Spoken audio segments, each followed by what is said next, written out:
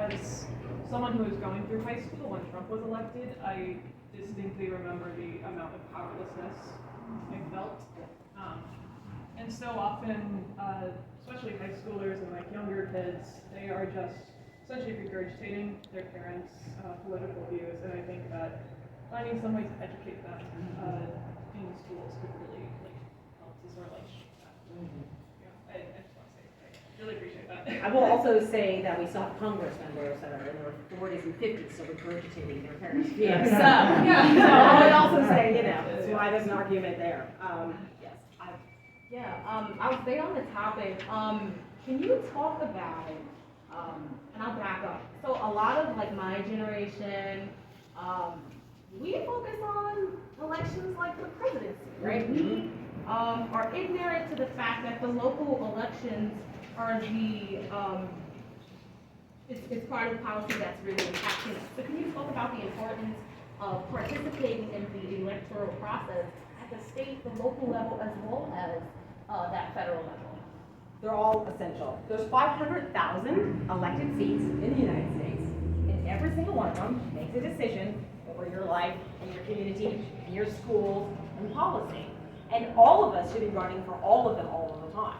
I mean, somebody told me, why would you want to run at the federal level instead of a school board election or this? And I said, listen, I like federal policy. It's my specialty. I love talking about it. That's why I want to do it. But I don't think it's more important than a local school board seat. Obviously, look what's happening across the country at school boards. They are trying to ban books, right? And it's because they have the power to do that. So I want more people to be involved in those levels. I think that, unfortunately, the press has glamorized Congress, and they need to stop doing that. There's nothing cool or glamorous about Congress. But they have glamorized about it. Trust me. I mean, my grandfather taught in DC, and I would go there during my summers, and I would meet politicians. I'm like, there is nothing about this, honestly, And that's okay, but at the same time, we should be, if anything, giving more attention to what local and state are doing, especially when we're talking about all the anti-trans bills and all of the anti-voting rights bills that are across the country. That's coming from state legislators.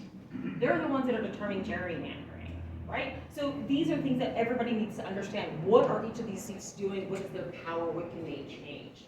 So again, the way we can change that is introducing civics back in school. Basic civics, so everyone knows who does what and where to put their ire. I can't tell you how many people from different movement groups I've met, and they're like, I'm so mad at this person, this group. I'm like, that is the wrong, these are the ones who need to be mad at. You know what I mean? And they're like, oh, okay, And that saves time to know who is it that you're challenging, who is the one that is crafting that bad piece of policy.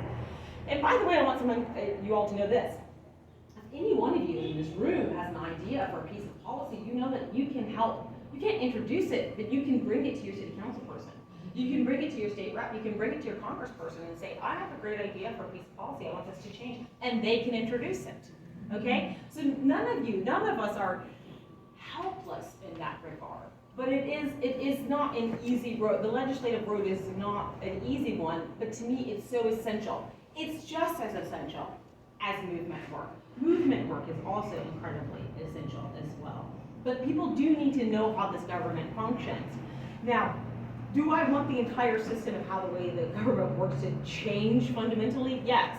Because if we are using the same pedagogy over and over again, you're going to kind of end up with the same result. That is what needs to change.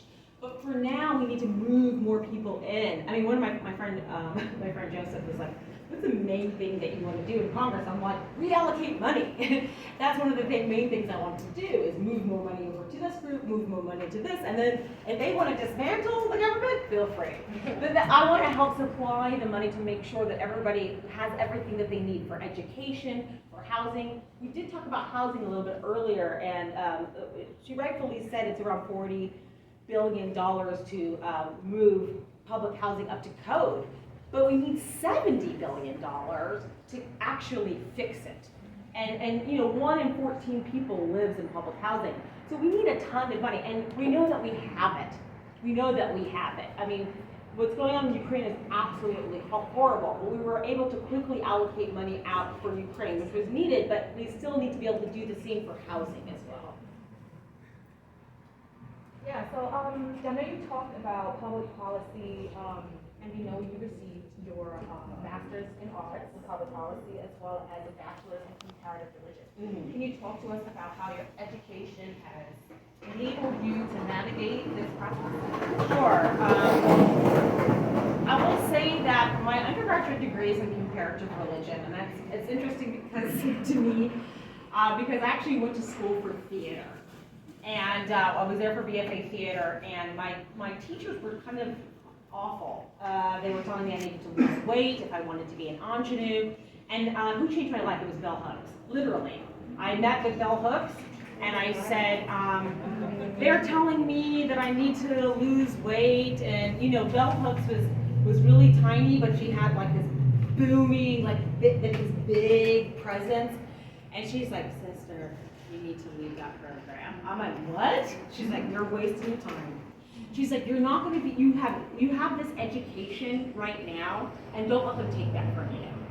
And so she said, this is something that you like studying. I said, I like studying Buddhism. She said, then do that. Do not stay here to try to conform to what they're trying to make you do. So I ended up studying Buddhism and Judaism and Christianity, and I studied the Talmud, and I just loved it. I loved it because why? I didn't grow up within a religion. I grew up in Albuquerque, New Mexico, and I was around indigenous people and Jewish people and Christian people, and I was so fascinated by like traditions. Of course, all my friends that are from these religions are like, don't be so fascinated about this. Like, this is something that is deeply personal to us. But for me, I got to understand religion from a point of view of like how it influences law, how it influences policy. And so to me, it was a wonderful base in order to get into politics and policy.